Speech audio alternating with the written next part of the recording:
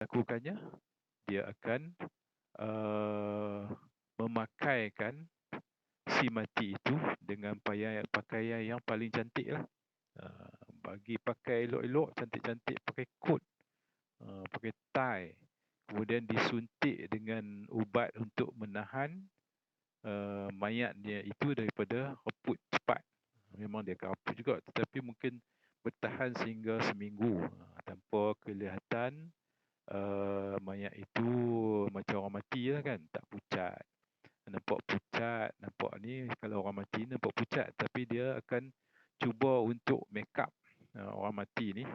Semasa mati tu dia akan make up supaya nampak seolah-olah macam tak pucat, nampak segar, dicucuk ubat, kemudian dipakaikan pakaian yang cantik-cantik, diletakkan di dalam keranda yang mahal-mahal, dan juga dikebumikan di suatu, orang kata, bangunan. Orang kaya ni dia ada, orang panggil mausoleum ataupun makam yang hebat.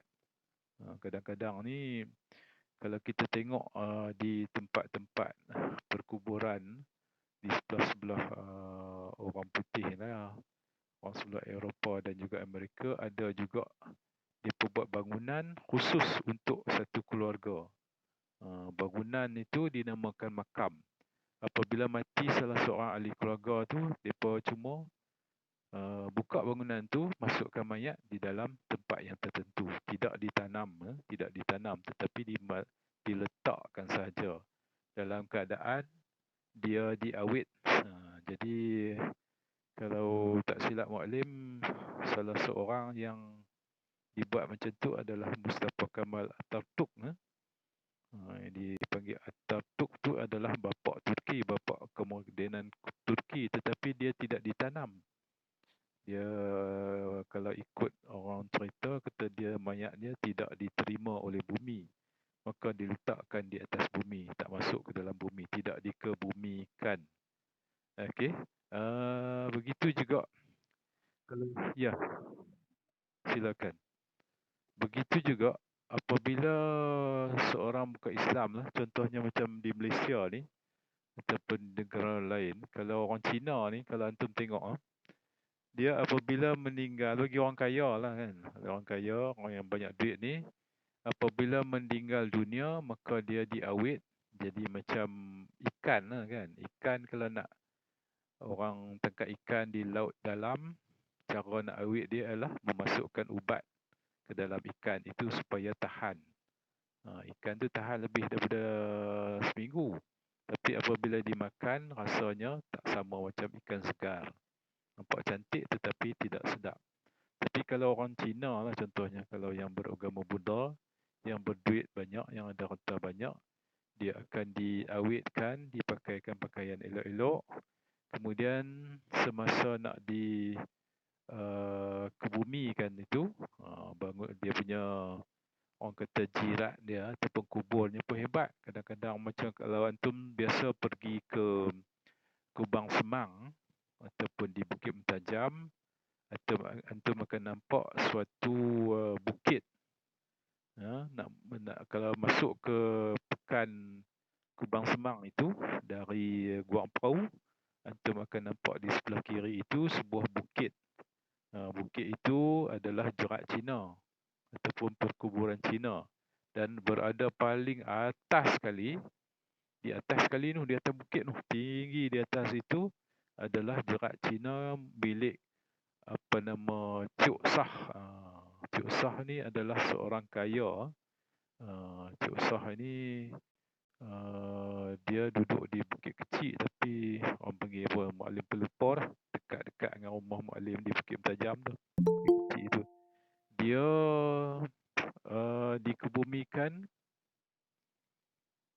dikebumikan di tempat yang paling atas sekali. Paling atas sekali, paling tinggi sekali di atas bukit. Kerana dia kaya, dia boleh beli, walaupun bukan dia yang beli, tetapi dia dah book dah. Kuburan dia tu di atas sekali, di atas bukit. Kononnya lah bila mati tu dia nak tengok keliling.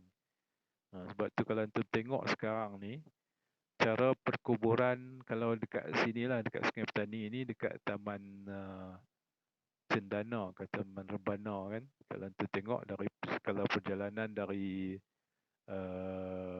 Putrajaya sebelum sampai ke apa ni, Matang Gedong kan.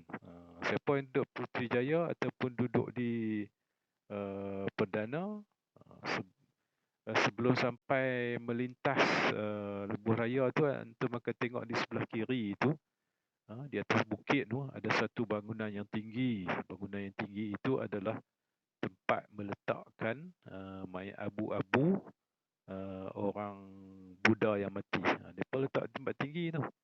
Sewa dia mahal. Tempat tu adalah tempat pengkebumian bagi orang-orang Buddha. Kena bayar mahal tu. Jadi bermakna di sini yang itu sajalah yang dapat. Tetapi orang yang mati ni dia tak dapat apa. Dia cuma kena bakar. Lepas tu harta-harta dia semua dapat kepada orang lain. Sama ada kepada keluarga dia ataupun dia serah kepada kebajikan bagi yang mau menderma lah. Tetapi habuk pun tak ada. Dia cuma dapat habuk lah. Habuk dia, abu dia lah. Abu dia lah yang dapat dia bawa ke kuburan dia, perkuburan dia. Okay, jadi di sini maknanya kalau orang yang mati ni semua harta takkan dibawa bersama. Okay, kita tengok yang kedua.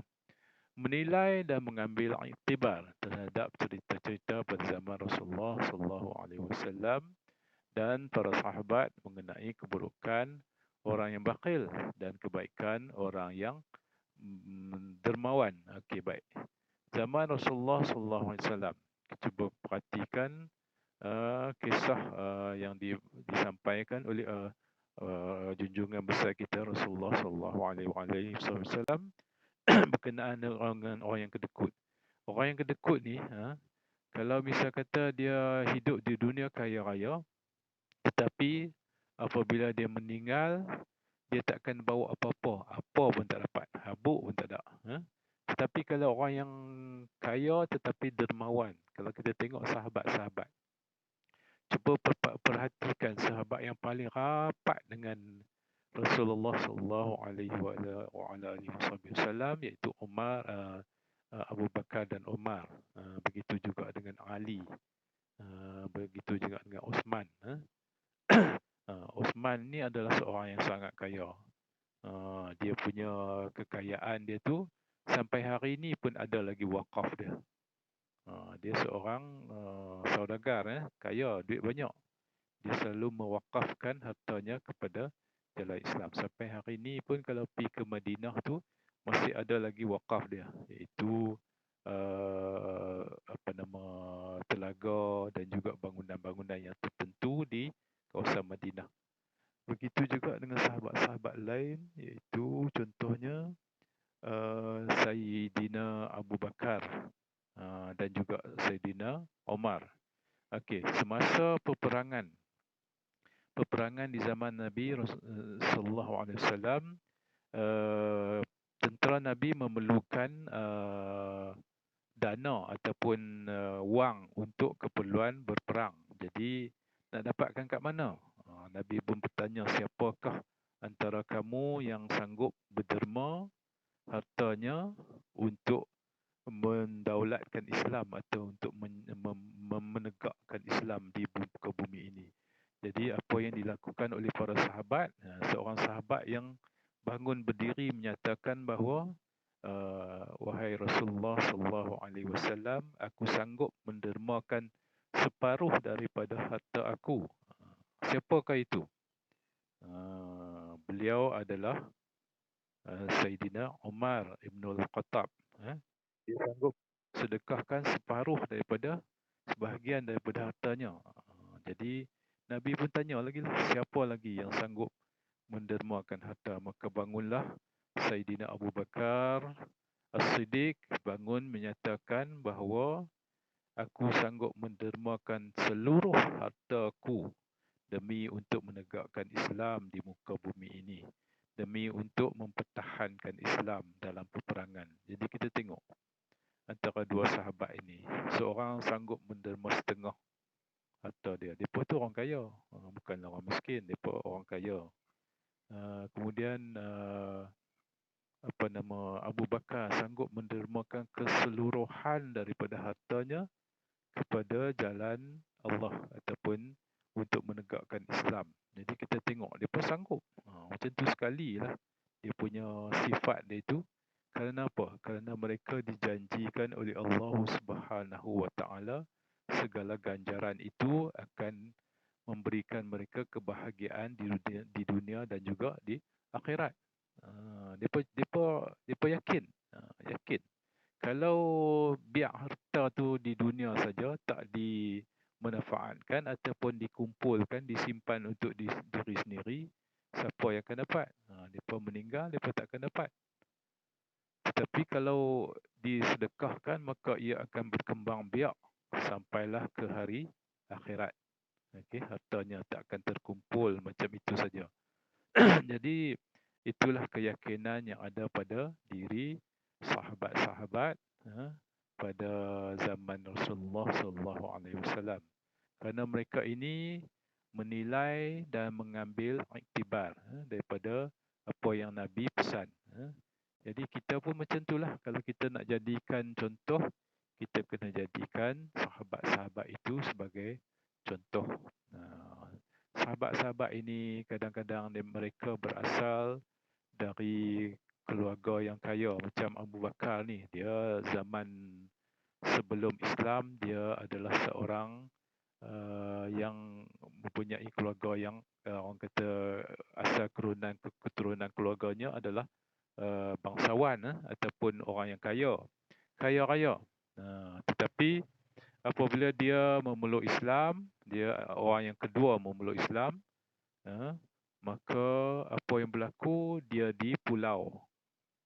Kemudian dia terpaksa berpindah, berhijrah mengikut Rasulullah sallallahu alaihi wasallam ke Madinah tanpa membawa sedikit pun hartanya. Jadi sampai dekat Madinah tu miskin. Apa kedana, tak ada apa. Tetapi apabila sampai tu dia mula melakukan aktiviti ekonomi yang boleh menjana pendapatan, menjadikan dia pun seorang yang kaya juga. Kebanyakan lah daripada sahabat-sahabat ni, mereka rajin apabila sampai Madinah, mereka melakukan aktiviti yang boleh menjana pendapatan. Jadi apabila ada duit banyak, mereka tidak kedekut, mereka tidak bakhil. Sebaliknya, mereka membelanjakannya kepada jalan Allah Subhanahu Wa Taala. Okey, itu berkenaan dengan para sahabat. Dan kita juga kena tengok kisah-kisah yang dibawa oleh Rasulullah sallallahu alaihi wasallam melalui Al-Quran. Contoh yang boleh nak beri di sini adalah berkenaan dengan Qarun.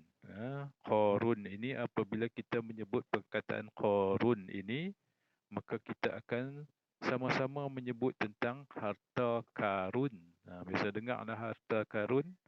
Anda biasa dengar kan orang kata, pertandingan mencari harta karun. Harta karun ni seolah-olah harta yang tersembunyi lah. Kan, harta karun ini adalah harta yang tersembunyi, tetapi sebenarnya bukanlah harta Qarun itu, tetapi istilahnya begitu. Istilahnya adalah harta karun. Jadi Qarun ini adalah sepupu kepada Nabi Musa. Dia seorang sepupu kepada Nabi Musa alaihissalam. Dia seorang yang kuat beramal ibadat. Dia seorang ahli ibadat, tetapi dia miskin. Makan pun tak cukup, keperluannya semua tak cukup. Maka dia pun meminta kepada Nabi Musa bagaimanakah cara untuk dia menjadi orang yang mempunyai harta. Jadi Nabi Musa pesan, kata mintalah doa kepada Allah Subhanahu Wa Taala. Jadi dia pun minta doa, sentiasa minta doa dan berusaha. Minta doa, berusaha, minta doa.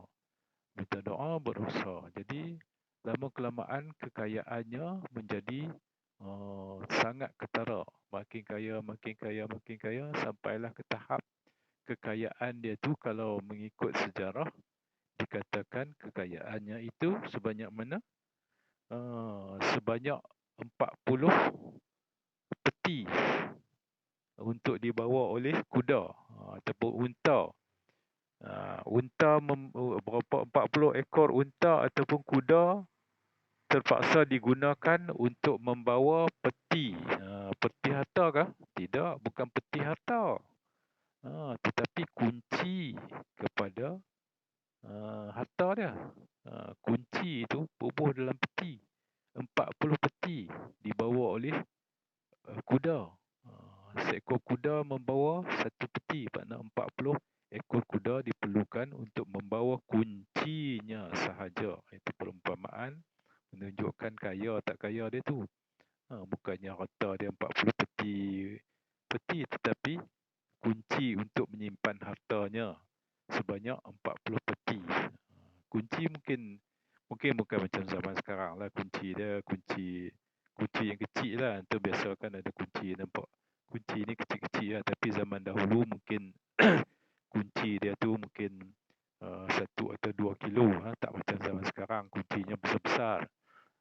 Kuncinya mungkin besar mana? Mungkin besar. Katakanlah besar inilah. Besar ni lebih kurang besar ni lah kunci dia. Besar kunci dia. Okey, jadi kunci dia berat. Buat daripada besi untuk nak mengunci gudang dia yang menyimpan hartanya. Jadi kunci yang besar itu terpaksa dimasukkan ke dalam peti, terpaksa dibawa dengan kuda ataupun unta. Jadi kalau kita tengok, bayangkanlah kalau satu peti itu mungkin isi dalam 10 buah kunci, bayangkanlah berapa gudang yang dia ada. Jadi kalau satu gudang tu penuh dengan harta, bayangkanlah kekayaan yang dimilikinya. Mungkin berupa wang ataupun barang berharga seperti emas dan sebagainya. Jadi apa yang berlaku seterusnya kepada Qarun ini ialah dia lupa diri. Dia lupa diri macam mana? Apabila diminta untuk dikongsi hartanya, dia tak sanggup. Dia kata ini semua adalah usahaku sendiri. Aku sendiri yang usahakan untuk mendapatkan harta ini. Kenapa perlu dikongsi dengan orang lain? Orang lain tak tolong aku pun. Aku sendiri yang melakukannya. Buat sendiri. Dia buat kerja sendiri. Dia menjaga sendiri. Dia tak mengharapkan orang lain tolong dia. Tapi mungkinlah untuk pekerja dia memanglah dia perlukan untuk buat kerja, tapi dia bayar upah. Tetapi apabila diminta berkongsi dengan orang-orang yang susah, orang yang memerlukan, dia kata pasal apa pula nak bagi kat mereka? Mereka bukan tolong pun, mereka bukan mereka yang menghasilkan harta itu, tetapi aku sendiri. Maka apakah sifat itu? Itu dah dinamakan sebagai sifat bakhil. Dia tidak sedar bahawasanya yang memberikan rezeki itu adalah Allah Subhanahu wa ta'ala. Tetapi dia kata dia yang usaha sendiri. Maka apa yang berlaku? Allah menjadikannya sebagai iktibar ataupun contoh. Qarun ini dengan harta-hartanya diterbalikkan dunia ataupun diterbalikkan muka bumi yang dia tinggal itu. Yang ada harta tu diterbalikkan. Tahu tak terbalik macam mana? macam meja lah. Meja antum bubuh benda. Meja di rumah lah, bukan macam meja di sekolah. Contohnya macam meja di rumah. Yang meja yang nipis tu, letak barang di atas tu. Cuba terbalikkan. Terbalikkan bermakna barang-barang itu akan berada di bawah. Dia akan jatuh ke bawah dan meja itu akan menelangkup, menutupi barang-barang tersebut. Jadi samalah keadaannya dengan Qarun. Allah Subhanahu wa ta'ala telah memterbalikkan muka bumi yang mengandungi harta-harta Qarun bersama dengan dia sekali. Dengan dia sekali dan juga orang-orang dia sekali, kaum-kaum dia sekali. Ataupun pengikut-pengikut dia sekali diterbalikkan. Di manakah letaknya? Terletak di Laut Mati. Laut Mati ini adalah di sekitar orang kata Jordan, Lebanon dan juga Israel. ada dinamakan laut mati. Laut mati ni kalau zaman sekarang ini dikatakan, kenapa dikatakan laut mati? Kerana laut itu tiada kehidupan, tiada haiwan yang hidup, tiada ikan yang boleh hidup dalam laut tersebut. Dia merupakan sebuah tasik lah kan, tapi tasik yang besar, bukan tasik kecil. Tasik itu berlaku kerana Allah menterbalikkan muka bumi itu menjadi tasik, dan segala mineral ataupun garam-garam masuk ke dalam tasik itu, mengalir ke dalam tasik itu, menyebabkan kandungan garam di dalam tasik itu ataupun laut mati itu menjadi sangat pekat, sehingga kan kalau orang yang nak bunuh diri ni, nak bunuh diri secara terjun ke dalam air, kalau dia pergi ke tasik ataupun laut mati ni, dia takkan tenggelam. Dia timbul. Manusia kalau terjun dalam tu, garanti dia takkan tenggelam. Kenapa? Sebab kandungan garam yang terlampau tinggi hingga menyebabkan kepadatan air di situ adalah lebih daripada biasa. Manusia kalau masuk dalam air tu, tentu dia akan timbul sebab ketumpatan tubuh badan manusia ini adalah lebih ringan berbanding dengan ketumpatan air dalam laut mati. Okey, kalau antum tak faham tak apalah. Istilah ini adalah istilah sains. Jadi Allah nak menjadikannya sebagai satu iktibar. Tetapi zaman sekarang pun sebenarnya kalau ikut para alim ulama, kalau boleh janganlah pergi ke tempat tersebut. Kalau tengok dari jauh pun tidak orang kata galakkan. Sebab apa? Sebab itu adalah kawasan yang dilakukan ataupun dijatuhkan bencana, ataupun orang kata Allah menjadikan tempat itu sebagai tempat yang terlaknat, ataupun tempat berlakunya penyiksaan ataupun azab yang Allah berikan. Jadi kalau boleh, kita janganlah nak pergi melawat ziarah tempat tu. Kalau selalunya ziarah ini adalah suatu perbuatan yang baik yang kita lakukan untuk sebagai kebaikan. Tetapi kalau nak ziarah laut mati ni sangat-sangat tidak digalakkan. Jadi setengah-setengah ulama pun berbahas bahawa sebenarnya kalau barang-barang ataupun hasil daripada laut mati itu pun janganlah digunakan. Okey. Baik, kita seterusnya kita tengok pula yang akhir sekali, masa pun dah nak habis. Mengingati ancaman-ancaman dan azab-azab yang telah disediakan oleh Allah Subhanahu Wa Taala kepada orang-orang yang bakhil.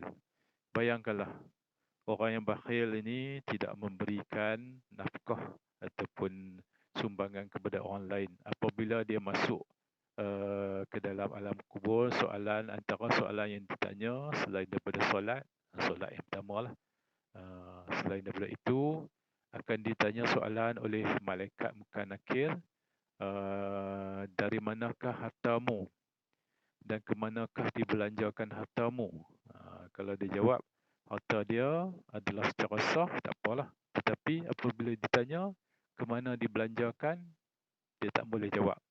Maka dia akan dibalun sesungguh-sungguh hati.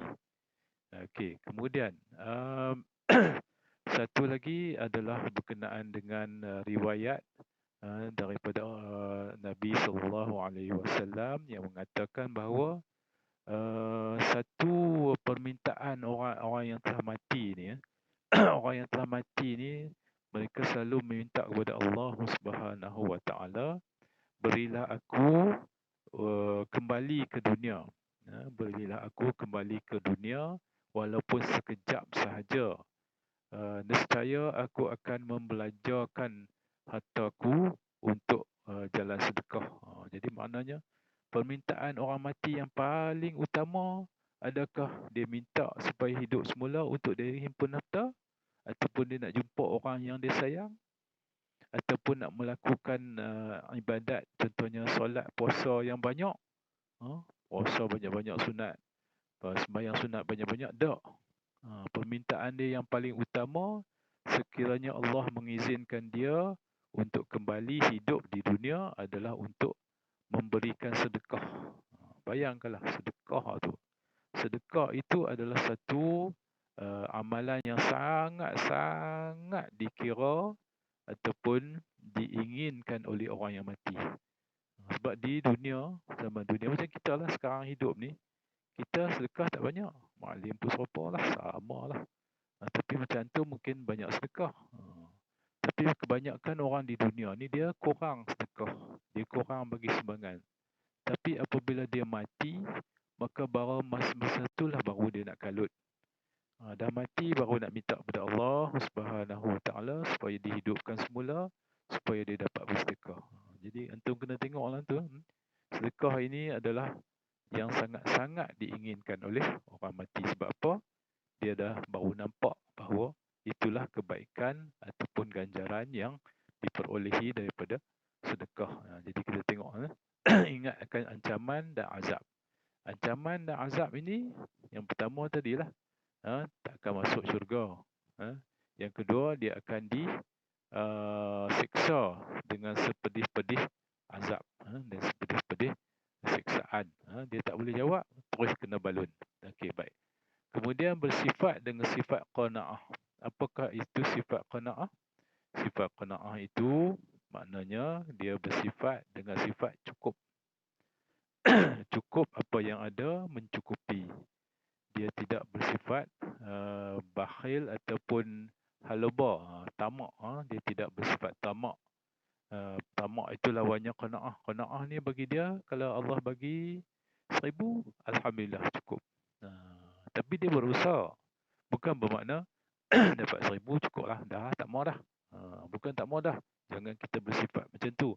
Kita kena bersifat kalau Allah bagi 1000, nak lebih, tetapi tujuannya apa? Tujuannya supaya kita dapat memberikan sumbangan yang lebih kepada orang-orang yang memerlukan.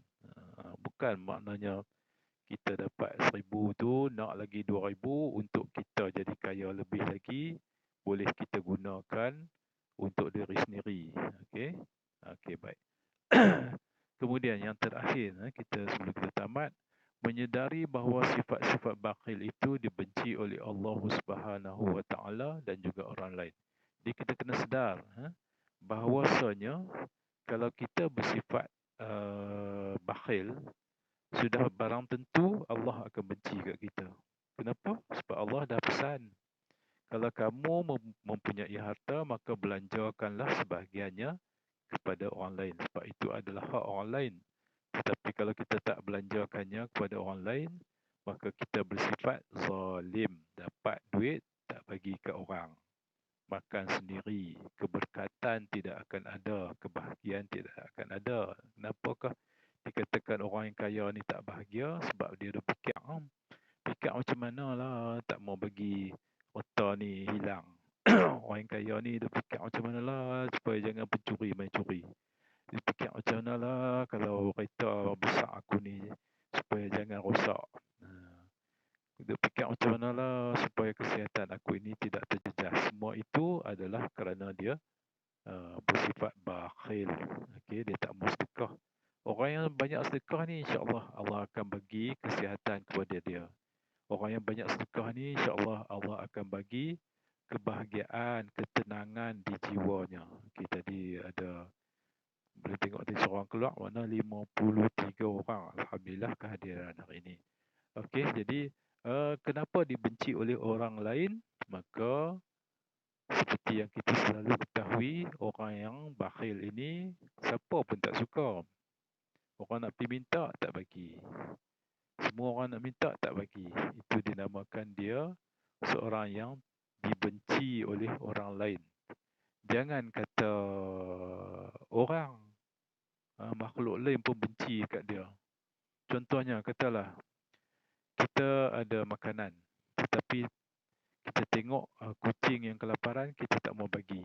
Maka kucing itu dalam hati dia pun, dia akan berdoa supaya, jangan antum heran, makhluk lain pun, binatang pun kadang-kadang dia boleh berdoa kepada orang yang memberi faedah kepadanya. Macam kita bela kucing, kita tak beri makan, maka akan didoakan olehnya supaya kita ini mendapat kemudaratan, kesusahan, mendapat murka Allah Subhanahu Wa Taala. Tapi kalau kita bela kucing, kita rajin bagi makan, insya-Allah rezeki kita akan bertambah. Okey, Maulia rasa sampai setakat itu saja perbincangan ataupun perkongsian kita berkenaan dengan keburukan sifat bakhil dan cara-cara mengatasinya. Jadi untuk minit yang terakhir ni, Mak Lin nak buka lah kepada soalan satu atau dua soalan. Okey, dipersilakan. Kalau ada soalan, ataupun antum dah jelas semuanya. Okey, untuk minggu ni tak ada lagi latihan. Belum ada lagi latihan sebab tajuk ni sedikit-sedikit. Bila dah kita tamat dengan tajuk bakhil ini, dan terdut, kita akan mungkin Mak Lin akan carilah latihan-latihan yang perlu kepada antum. Jadi minggu hadapan insya-Allah kita akan sambung dengan sifat terdut. Sifat terdut ni apa dia? Apa benda? Apa yang dia nak makna? Apa yang maknanya itu ya? Sifat terdut itu salah satu daripada sifat-sifat mazmumah. Bukan sifat-sifat yang terpuji tetapi sifat yang terkeji. Okey, kalau tak ada apa-apa soalan, ya, kita akan tamatkan sesi kita untuk akhlak tahun 4 ni. Kita akan sambung pada minggu hadapan. Jadi kita tamatkan dengan tasbih kafarah dan suratul As. Subhanakallahumma wa bihamdika asyhadu an la ilaha illa anta astaghfiruka wa atubu ilaik. Bismillahirrahmanirrahim. Wal 'asr innal insana lafi khusr إلا الذين آمنوا وعملوا الصالحات وتواصوا بالحق وتواصوا بالصبر والحمد لله رب العالمين. السلام عليكم ورحمة الله وبركاته.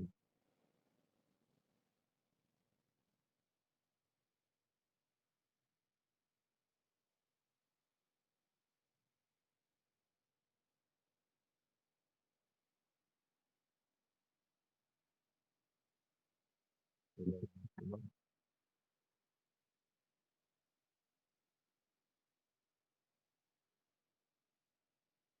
kasih semua.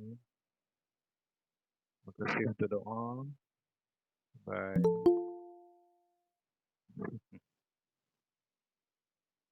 Assalamualaikum warahmatullahi wabarakatuh. Alim Zahir baru masuk. Ya. Assalamualaikum warahmatullahi wabarakatuh.